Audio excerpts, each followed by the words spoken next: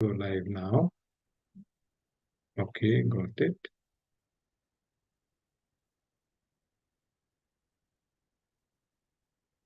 Hmm.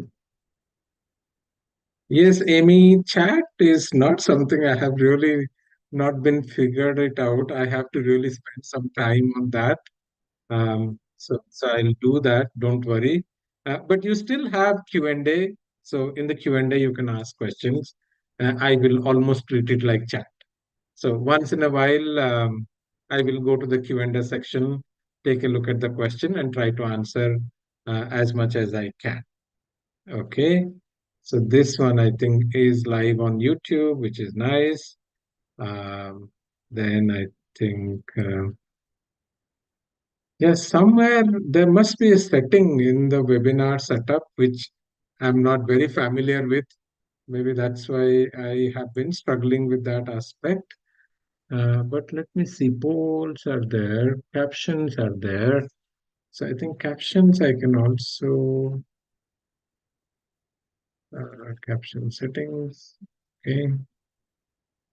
Something is coming up on captions, but I don't see any option to hide video panel. Uh, yeah, I also don't see that option for me to enable. It's very strange, actually. Should not be that complicated to allow chatting.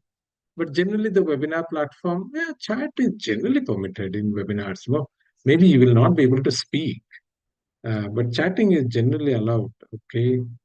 But for some reason, I have struggled with this particular aspect.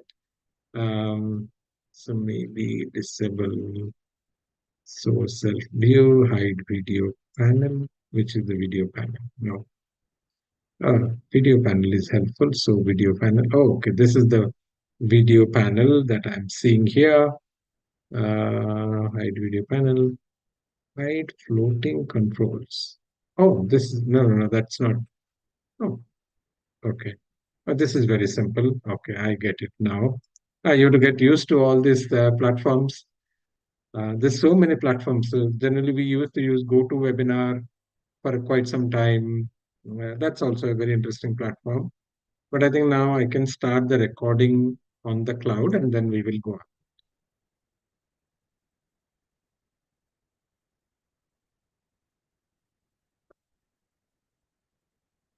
So thank you, folks, for joining us today. It's almost dot on time, so we're going to start the webinar. Many of you may know me. My name is Alan Mishra. I am the principal business analyst and trainer at Adaptive US. I have been performing the role of BA almost going to be 27, 28 years now. It's a pretty long time. Been associated with IIBA certification programs for a very long time. And I also keep studying and I keep observing trends on business analysis. And obviously, I see changes happening over a period of time. And this topic interested me quite a lot because there's been a lot of discussions about the future of business analysis, how AI is going to affect us, what should we do, because we don't want to be dinosaurs, no? So, because if we become dinosaurs, then we're losing the battle, and that's not the intent. And even if dinosaurs were very large creatures, they vanished from Earth, whereas human beings or many other smaller animals survived because they adapted to the new environment. So this is what I'm going to talk to you today about how do we adapt to the changing landscape for business analysts and see what we can do on our side to stay relevant and be useful to our companies and to our community as well. Good. So I trust some of you must be joining from the United States. I would always believe that. Canada, anybody from Europe, any European nation, African nation, or anyone from Australia for that matter, because it's very odd time in Australia. The Mark is from UK. Very nice to know. Uh, UK is again an interesting market for us as well. We're trying to form some partnership in UK because we are seeing increased interest in the IIBA products in UK. So hopefully, sometime in future, you will see a lot more activities happening in UK. In fact, I have been requesting partners and IIBA if we can have conferences similar to BBC that we do in the US, in Canada, and in UK as well. Australia again has a lot of BA events already happening by the Australian chapter, but I don't see that many events in Canada or UK. But those two markets are really interesting. Hey, hi, David. Okay, so I see someone from UK again. Nobody from Africa. That will be strange. Okay. Anyways, so thank you for taking your time out and joining us today. I would try to be as precise as possible and leave some time for us to debate, discuss, and share ideas. And I believe many of you must be having a lot of ideas in your mind, and that could be a good feed for all of us who are here today. So, so this is what I am going to talk, and I'm not going to be very politically correct. So a lot of people tend to be very politically correct, saying AI is not going to affect that much, this much. But that's not true because we at Adaptive itself feel the difference that it is bringing to us. And we are not a large company, and the market signs are very, very clear that a lot of companies are considering implementing AI. And obviously, there will be some impact on the number of people who will be employed in this particular role. Like I've seen the role of IT project manager literally vanishing. I don't know how many of you have observed. Um, uh, I believe many of you must have worked in software projects very long time, and you would have seen organizations having this role called project manager, senior project manager, program manager, delivery manager, practice head, and those kind of roles. When I go back to clients today, the number of project managers are dwindling. It's clearly on the dwindling path because a lot of project management activities have been automated. I remember many of the project managers that I worked with, a large portion of their time went in collecting project data, like how much work is done, who is spending how much time on particular task, and they had to literally collect that data either using Excel or some other ad hoc mechanism. And they used to spend about 20 to 30% of their time in collecting data and reporting data to different stakeholders, either internally or externally. But now, all these tasks are completely automated. The moment you log into a system, the system can track how much time you have spent.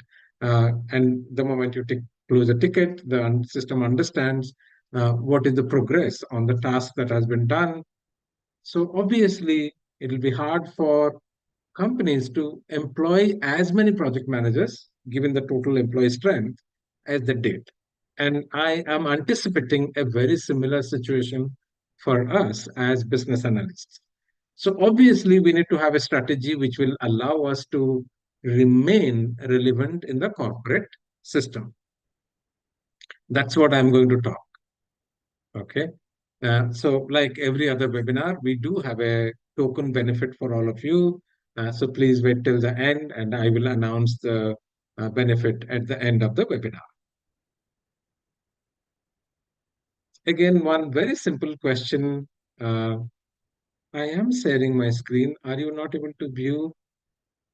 I have shared my screen, but anyway, I will share it again. So do you see the screen called, how many of you are already using ChatGPT for BA work? Are you able to see that screen? Ah, okay. Very strange. Okay. Let me do one thing. Maybe this one. I think maybe I clicked one wrong button. Now, do you see how many of you are already using ChatGPT for BA work? Ah, okay. Very good. Okay. So I see. Uh, Wilson saying he is using it. What about others? Yeah, Mark says, yeah. Amaryllis says no. Okay. Amaryllis is our past student. Okay. Sulet says yes. Okay. The chat is disabled. Put it into the Q&A. That's okay. Asle says no. I have used it, but don't use it regularly. Janelle says that. Then Lawrence, yes. Some. Carmen says no. Okay. So I see quite a few of you saying yes, some of you saying partially, and some of you saying not so much. Trust me, I have started using ChatGPT and similar AI tools for my work, and it is actually making me 10 times more productive. So the amount of work I could do before using these tools, and now the amount of work I can do using these tools, there is a 10 is to 1 ratio difference. So obviously, even at Adaptive, just to tell you, in the past we used to have 3 blog writers, almost working full time, producing content for us. All of you know that as a company, we have to keep producing blogs to kind of address different keywords, how people search about it, those kind of things. And obviously, you have to share knowledge content on your website so that people read about it, they come to know about you, and then they finally become a customer. So from those 3 blog writers, we have just one person doing that work today, and that person is again producing much higher quantity and quality of blog because he is using AI. Okay, so obviously we have to find ways to utilize the other 2 blog writers, but the blog writer position as such has come down. And I think that's true for almost every company. You go and check with any company, I think the number of people that they had in content writing has surely come down. The same way, the amount of work ChatGPT or other AI tools can do for business analysis is going to be tremendous. So companies are obviously going to be very cognizant of the fact that they possibly don't need to hire more. Like in the past, if we had more work, we will hire more people. That's how businesses ran. Today, they would expect if they already have 3 BAs, can these 3 BAs be leveraged or utilized in a much more effective manner using the tools that is already available to us? Okay, so that's something we have to keep in mind. Maybe we will not lose our job, but the entry of new BAs is going to be harder. And sometimes, if the company does not find a value match, okay, that means somehow you are at a very expensive cost structure, and they find that something else or somebody else can replace that cost structure, they may go for it. See, at the end, companies are capitalist in mind. They are looking at cost benefit analysis. As long as the benefits are not commensurate with the cost, then there'll be a problem. Hmm? Just 1 second, guys. 1 second.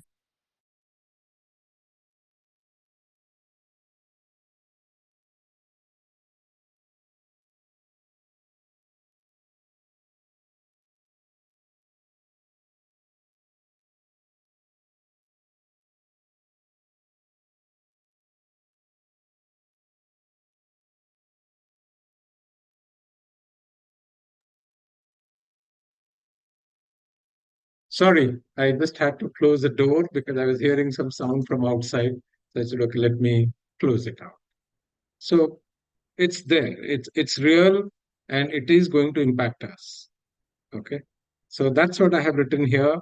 The unpleasant truth is AI will enable organizations to get more work done with fewer people. Yeah.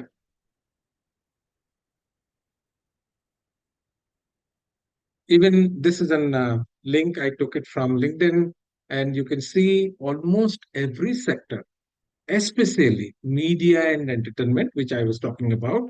Content is part of media. That's the sector which has been reporting about 92% companies saying they see AI as a risk. Look at software and technology, it's 86%. So it's a huge deal for us. Maybe automotive is telling less because they probably have a lot of manual work to do. Energy is again a lot of manual work. Manufacturing has a lot of manual work. So those sectors are probably not perceiving AI as a big risk. But obviously, the sector to which most of us belong, which is software and technology, we are going to be pretty much impacted by the rise of AI. So obviously, the question is, what do we do in such a case? It's inevitable. So what I'm trying to convey is, if you look at the market of financial investments, we do have a concept called portfolio diversification, which means you don't put your entire money into one particular type of instrument. So maybe bonds, equity, real estate, gold. So there are different financial instruments where one can put money. So in case one particular instrument doesn't do very well, the other instruments will kind of counterbalance. And a lot of people say that instruments have some kind of correlations between them. So if one instrument goes up, the other instrument is likely to go down. So there are some correlations people study, but overall, the diversification principle seems to be a good principle to avoid large fluctuation. So this is what I'm also suggesting. Can we get our skills diversified? So if we get our skills diversified, it automatically enables our companies where we work to leverage us better. And in that case, the company is able to get a better value from each of us. And obviously, the company will not ask us to leave the company. No, it's not something that we want, nor the company wants. But if the equation doesn't favor either you or the company, it's not going to work. So this is what I'm trying to tell you. And this is something which I think is also a good move as you move through your work career. You are not stuck at a particular role. So, a lot of us, if I look at myself, we probably started as a requirements analyst. That's the role that I played in very early days of my business analysis work. And our primary focus was to get requirements, understand requirements, manage requirements. That work is still there. It's not that it is going away, but I personally have tried ChatGPT to write requirements, and it is able to write pretty good requirement.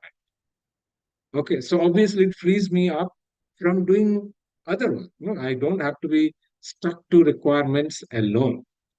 So please don't get stuck to requirements alone. Then you look at things which are very closely aligned to what we're doing. Look at product ownership. Companies are hiring product owners in big numbers. Okay. So if you look at product owner as a role, it's a combination of business analysis role plus project management role. Okay. So if you are an existing BA, you are part product owner already. So you are already a 60% product owner. So moving into product ownership role will not be very hard for 99% of us. I would say almost 100% of us can move into product ownership role without much difficulty. Okay. Similarly, another space that is growing very rapidly compared to requirements analysis world is the data analytics field.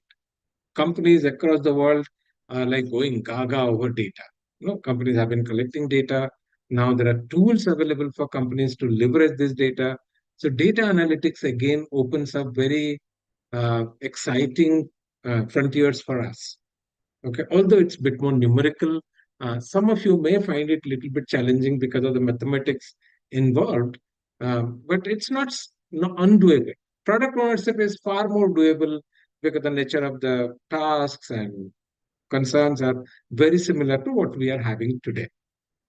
Another world which is opening up quite a lot is the focus on cybersecurity, which again, I have taken three of these spaces based on IIBA's own evolution. So if you look at IIBA, how it has evolved over a period of time, IIBA was primarily focused on requirements analysis for a very long time. So we had CBAP, CCBA, we had BABOK, we still have BABOK. Okay. And but those are primarily focused on requirements analysis. Then IIBA also observed this trend and it said, okay, let's create certain standard guidelines, processes, and certification around these emerging areas. So that part IIBA has already done. The fourth area is something that has been very close to my heart, and I believe many of you probably would also agree with me. Once we become a senior business analyst, we should be really moving into strategic analysis role. So in that role, you are actually looking at market, competition, those kind of aspects and coming up with innovative products, innovative solutions for your company. Because these kind of work, the strategic analysis isn't something ChatGPT can do. No, it can do very repetitive, routine work, but it cannot do strategic analysis that easily at this time. I'm not saying it will not be able to do it in 3 years' time, maybe, but at this time, it's still not so capable of doing strategic analysis because it also requires a lot of understanding about your own company. So that's again another interesting space I would recommend all of us to explore and see how we can move from the requirements analyst role to a more enterprise architect, business architect, strategic analyst role. Good. So then anytime we look at a role movement, as I have been talking, there are three things that we should kind of take care of. One is obviously we need to understand role specific processes. Like analytics role, what kind of processes they are likely to follow. Product owner role, what kind of specific processes they are likely to follow. Then the tools and the behavioral skills. Okay, the good part is as an existing BA, we already are pretty good at behavioral skills. There isn't much of a difference you will see when you move to another role. The behavioral skills part is pretty much well done for you. So that's a very good news. And a lot of these processes and tools that we talk of, they also would overlap with what we already have been doing. We have been studying in Babok. It's not going to be dramatically different. So, and already many of you, I believe, are already IIBA members. If not, please be a member of IIBA because that will allow you to get the content around other schemes that I am talking of. So, again, as I said, you already bring along behavioral skills to a great extent. I'm not saying that there is no scope for improvement.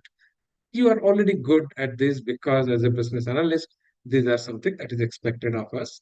And most of us have been practicing them for quite some time. Then I kind of created a very simple process for all of us. And this is a 6 step process which will tell you what we can do to expand our BS skills into related areas. I'm not asking you to study data science at this time because that's a little bit far away from what we do. Or I'm not asking you to become a marketing specialist or a finance specialist because those are a little bit away. But product ownership, cybersecurity, these are very closely aligned spaces to what we are already doing. So one is role specific process, role specific tools. Obviously, getting mentored always helps and looking for opportunities to apply our learning that we are learning in the new space. Getting certified always is a good idea because two things. One, certification forces you to study. Okay, so that's the way I always look at things. I always say, when I get certified, I also study a subject with lot of intent and focus. Otherwise, generally, we don't study a subject with that intensity. That's what I'm looking for. And obviously, if you are looking for a role change, and especially if you're looking for a role change outside your organization, then maybe you have to look through a job selection process as well. Okay. So I have put this first task, which is to learn the role specific processes. And I have taken one particular area, which is data analytics. And there is a pretty good book from IIB itself. And if you are a member of IIB, you get it for free.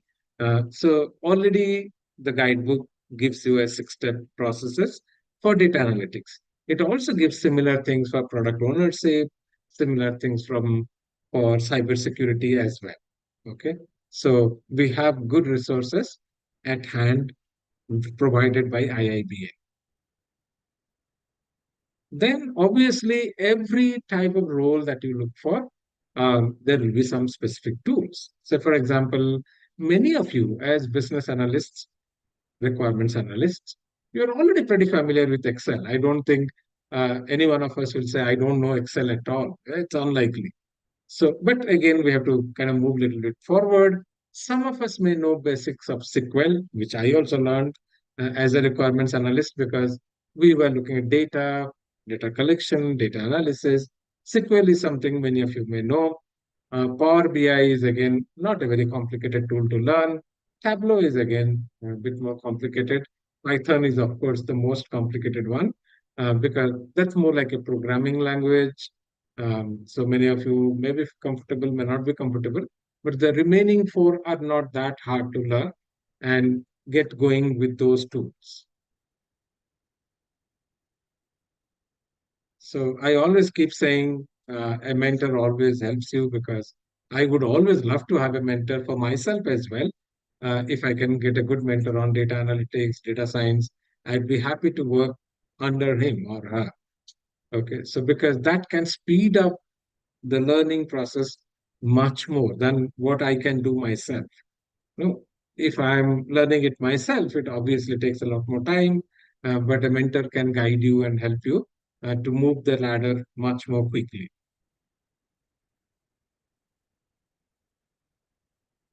Then obviously always look for opportunities to apply your learning. I have been trying to do a lot of data analytics work at Adaptive now because that's a need of the business as well. And we do find some interesting patterns, trends, in which countries we make most of our sales, from where do people come. And surprisingly, we saw that we get students from 90 plus countries, but of course, about 60 of them have very small numbers. That's like the Pareto principle, if you apply the Pareto principle.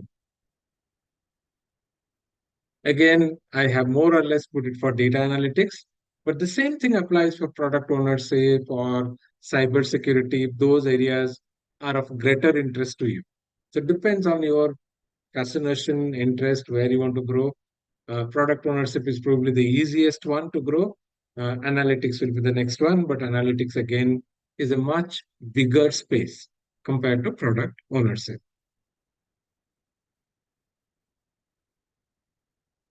So again, as I keep saying, certifications always help.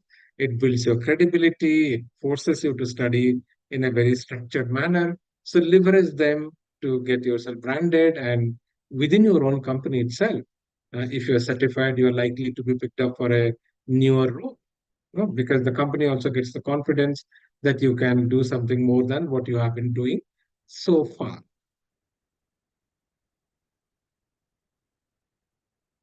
Again, some of you may look for an opportunity outside. So that is something I always keep saying. If you're not looking for an opportunity outside, it does not mean that you will not face an interview. Okay. I've seen many companies, even for internal job change or role change, they do go through a very structured selection process within your own company itself. So get ready for that, have a good profile created. Then some of you, if you're looking for outside, LinkedIn groups can be very helpful.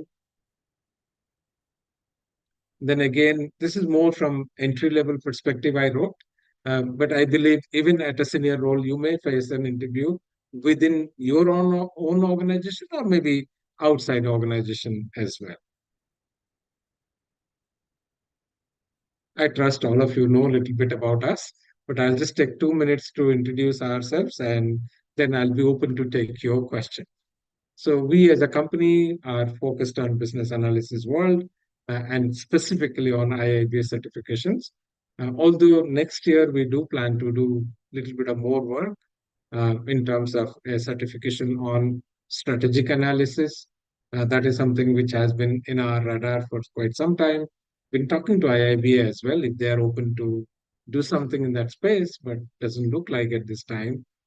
So we're waiting for 2025 to launch that course, and maybe some of you would like to join that course as well. Um,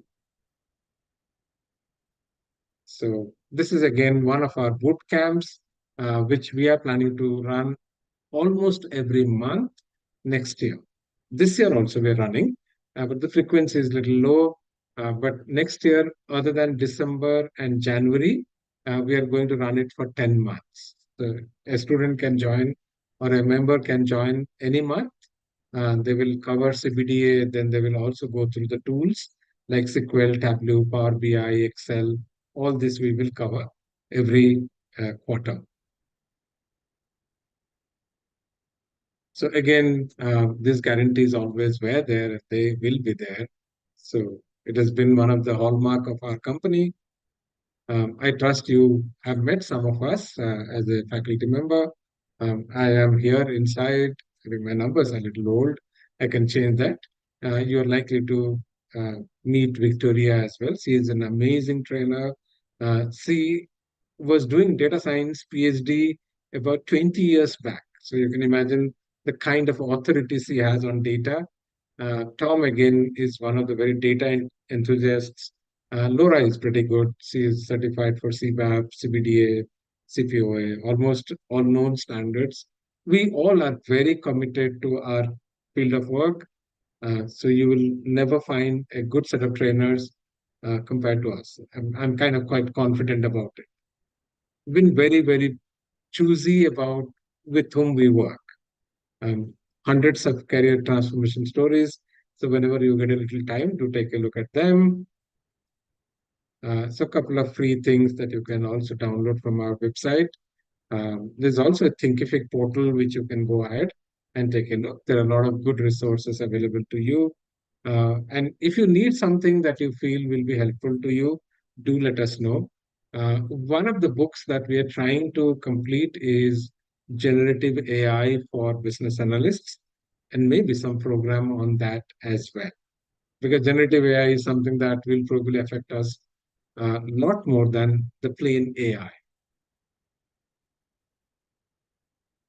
So lots of content here. Again, I have given here. Okay. So this is the webinar coupon code that I was telling about you. So all of you who buy something from us, you get an extra month of access uh, at no cost. So usually our courses are for 6 months. That's also intentionally because we want you to complete. So if we give a lifelong access, nothing will get done. That's what I've seen. When you get a lifelong access, the course never gets over. So you also don't get the benefit. That's why we want to prod students to do things within 6 months. That's about it. So I've done a lot of talking. And let me do one thing. Let me pause it here. And then let me go to your Q&A session and see if there are any questions that I would like to. Yeah, a lot of you are saying not using AI. Yeah, so new to BA, okay. Okay, scared to use it, working in the bank industry. Yeah, don't worry. I think it's just a tool. No? Long, long back, we were afraid of using computers. I know people who were so scared to touch the computer, believing that if they press some key, something might happen. It might blast or something like that. That kind of a fear I have seen in reality. People being worried about computers. Now that fear is gone. We're so comfortable in using computers. Same way, all of us will become quite familiar in using AI products very, very soon. They're not. They're not going to harm us. Of course, always remember uh, it does produce a good quality content, but not necessarily correct content all the time. So you have to do a manual review of what it is saying and check with your own knowledge what the tool is telling you. Does it make really sense?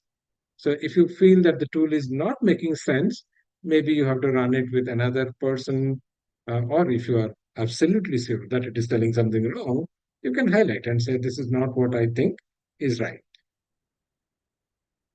Okay, Gregory. Okay. Yeah, I can understand. The data security will always be a bit of a concern, as long as if you're pushing data to the tool, that is something a lot of companies are worried about.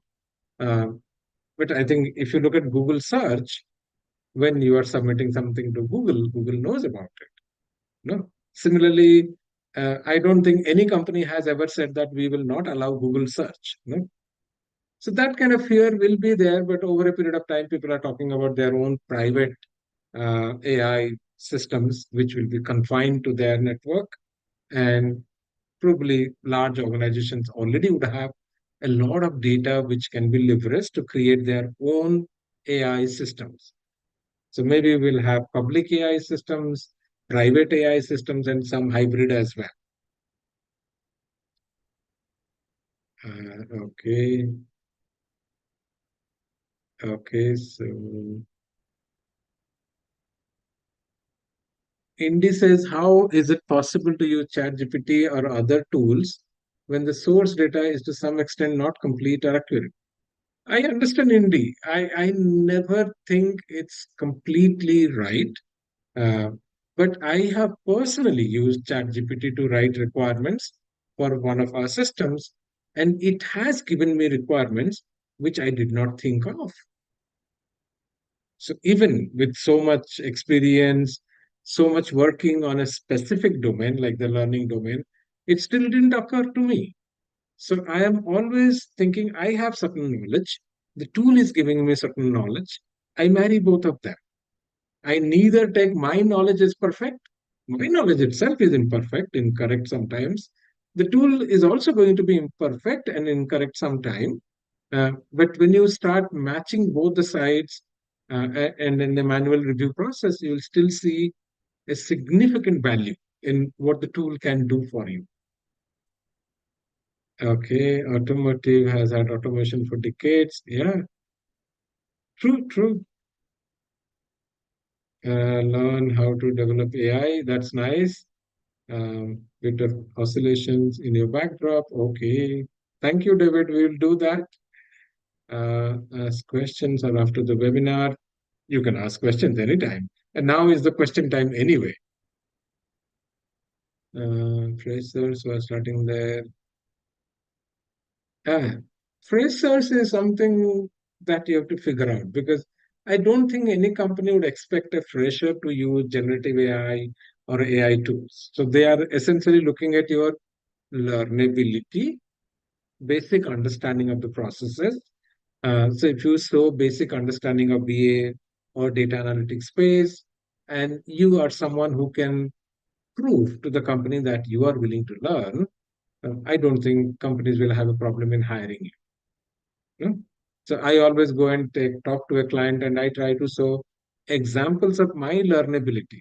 So, for example, with one client I worked, it was into optics, physics. Okay. And I still managed to work with the client in a very effective way. So I told them that I need 3 months' time to learn about the domain because I'm completely unfamiliar with the domain. But within 6 months, I was pretty much working with all the domain SMEs without much trouble. So I used that example to convince other clients that if I could learn optics as a domain in 6 months, I can learn your domain as well, as long as it's not too mathematical. Some domains can be very mathematical, then it's hard, but otherwise you can learn pretty much any domain, and there are some good domain training content also available. Go and take a look at APQC that has some amazing content on various domains. Um, we have been thinking of doing some domain content training for some time, but we haven't really been able to. Maybe IIB also can pick it up as a good project. No, BAs also need some domain awareness. That's again an opportunity which has not been very well served or need well served. Abdul has a good question. Sometimes technical PMs don't value as much. Um, that's probably a developer who has become a PM. So the value does not come in implementing something wrong. You know, a technical PM can implement anything that he or she wishes to implement. But as a BA, the value that we bring is the clarity on requirements, uh, prioritizing requirements in a very structured manner, understanding enterprise needs, aligning the requirements to enterprise needs. Those are things which neither the PM will do or a technical person will do. So please understand your strength and communicate those values that you bring to the table. So the value that you bring to the table is understanding enterprise strategy, understanding requirements quality, aligning requirements to enterprise strategy. These are things which are very valuable, trust me. Hmm. Uh, yeah, Larry, we do. As part of our data analytics bootcamp, we do conduct hands-on training on Tableau, Power BI, Excel, Python. I don't know, but I think my colleague who takes Python, Olivia, would probably know better. But there is hands-on module for all the tools that we talk. Oh, Janel says I'd be very interested in the strategic analysis course. Yeah, that has been in my mind for quite some time. I have been talking to IIBA as well. Hopefully, we will see some light of the day in 2025, not in 2024. Uh, Dan has an interesting question. Okay, CISSP is very well accepted as a security standard, but the one which IIBA has created, it's more about building security from application requirements design stage itself. It's not so much on network security, although it talks about network security, but basically making the applications far more secure. So that's something we always have to keep in mind that designing security or security by design is much better than trying to secure something after you have built it. That's the afterthought. Here is we are looking at security from the very beginning stage, requirement stage itself. So if we have good security requirements created, then obviously they'll get implemented. Okay, yeah, I understand. I think AI and security would be a good, interesting topic. Let me see if I can get Bindu, the IIBA Europe director, to speak about it in one session because she is spearheading the cybersecurity things for IIBA. So maybe I'll request her, have her in one of these podcasts. That will be an amazing podcast. Maybe I should write it down. Give me a second so that I don't forget. Okay. So because a lot of you have asked questions about AI and security, that can be a very interesting topic to talk about. AI plus security. Let me write Bindu's name. Okay. Done. Okay. The coupon code. Let me go back. This is the coupon code. I'll keep it on. Uh, yeah, I think a lot of you are saying data security issues, so we'll see. NS says, what is the future of BA with the revolution of AI tools? Hmm. So please, NS, it's very simple.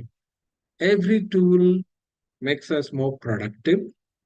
So keep that in mind. So obviously, as productivity improves, our expectations also change. Say, for example, earlier I would have accepted if a blog writer wrote 2 blogs in a day. I'm okay. It takes 4 hours to think, ideate, write a blog. Today, if with AI, the person says, I'll write 2 blogs in a day, I'm going to question it, because you can do much better ideation, reviews. So I would expect at least 6 to 8 blogs to come out on a day's effort. The same thing will apply to us. People will expect us to deliver more in the same time. Yeah? So we should be able to write requirements faster, better quality requirements, maybe work on more number of projects, pick up higher number of work. The same thing is happening to development as well. No? The speed of development is also changing. So what companies could do in years, now they're able to do it in months because of the speed with which development can happen. And people are predicting that sometime in near future, development will almost be instantaneous. And you are already seeing things, no? You can get a website built in 30 seconds, 1 minute. This should have been a 1 month project 10 years back. Uh, One of you have asked where all AI can be used for BAs. One of the areas that I have personally explored is requirements development.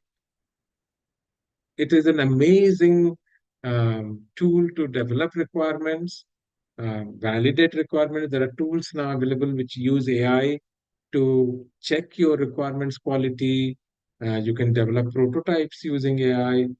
You can do a lot of things using AI as a business analyst. And usually, when I say business analyst, I mean requirements analyst. Yeah, trade secrets is coming up a lot of times. Search engine. Yeah, security seems to be a lot of concern from many of you, which is understandable. Uh, Bonsu, anything with respect to commercials, I'm not the best person to answer. Please write to our customer success team. It's a very simple email ID, cs@adaptiveus.com. They are the best people to help you. I'm more of a content expert. You can treat me in that way. Okay. Jared, I believe so. That's what we are planning to do. Not only write use cases, you can develop models, you can do a lot of things. So I and Victoria and one more professor in Northeastern University, we wanted to write a book together. Uh, Somehow we could not complete the book this year, but that's something we should try in the month of December because we will have some free time in December and try to release it in first quarter of next year. Okay, sure. Uh, yeah, one of you also are talking about product management. Please remember, BA to PM, business analyst to product management. The intermediate role is PO. Okay. So you don't try to jump directly from one role to another because it's a long jump. Instead of that, you from a BA, you become a PO. From a PO, you can always become a PM. That's a much more gradual and acceptable shift. Hmm. Okay. Not right now, Vednarayan. We don't have any domain content at this time, but that's something worth writing about and considering. At least start with some high level domains like finance, banking, insurance, and then probably come down to more specific domains. You will receive a copy of the recording. Don't worry about it. If we are members, can we access study guides without paying? Of course. If you are a member of IIBA, all the guides published by IIBA will be accessible to you. There is no extra cost to access study guides which are published by IIB. Ah, yeah, process design is something that I have not really tried, although I tried a tool which can draw diagrams for you. But to what extent the swim lane I did not see. I saw it more like a flow chart. But I think the way AI is developing, very soon we should have a tool, or we already might have a tool, which should be able to draw BPM diagrams out of the descriptions that you provided to it. So So AI is rapidly developing. Even 2 years back, it was very different. In 2 years, it had jumped quite a lot. And I'm believing the jump will be even bigger and it will become smarter, faster in next 1 or 2 years' time. Good. So it looks like I have tried to answer all your questions. Let me see if I still have some time in hand. How much time do we have in hand? Oh, we still have about 10 minutes in hand. So is there any other question that you folks would like to ask me?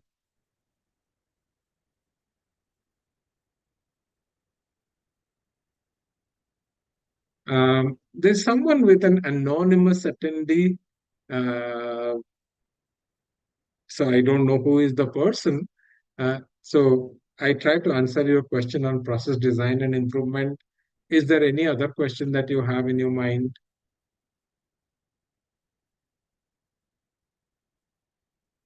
No? Anyone else with any other question in mind? All good? Okay. Thank you so much, folks, for joining us today. I'm glad you spent some time with us. And then, if you still have any suggestion on the topics that we should be doing webinars on, I would be happy to know about it because end of the day, we want to serve the community a lot better. So I do see some interest on strategic analysis. I do see some interest in generative AI. I see a lot of interest in security and AI. So that's why I made a note of that topic, and I'll speak to Bindu and see if that's something we can do it together. Um, then I'm also doing a live webinar with IIBA in the month of October. So if you guys are open, you can come and join that as well. That's a topic on agile analysis. Hopefully, that will also be an interesting topic to learn about. Okay. Thank you so much and have a lovely day or a lovely evening. Um, that's about it. Okay. Bye bye.